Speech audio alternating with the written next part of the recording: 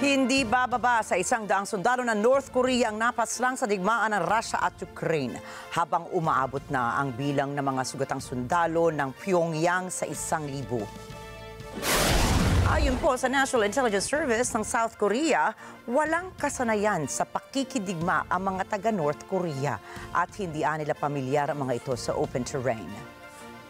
최소 100여 명의 사망자가 발생하였고 부상자는 1,000여 명에 가까이 달할 것으로 보인다고 국정원은 보고를 했습니다.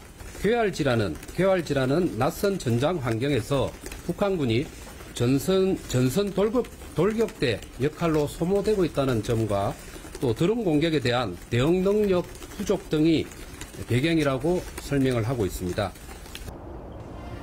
Samantala, kinundena ng North Korea ang pahayag ng Estados Unidos at ng mga kaalyado nito ukol sa lumalalim na relasyon ng Pyongyang at Moscow.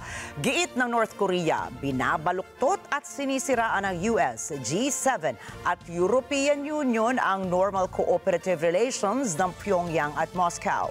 Ipinagmalaki rin ng Pyongyang ang alyansang militar nito sa Russia at sinabing napaka-epektibo nito sa pagpigil sa impluwensya ng Estados Unidos at ng mga kaalyado nito at sa pagtiyak ng pagbabalanse ng kapangyarihan para ipaglaban ang kapayapaan at seguridad.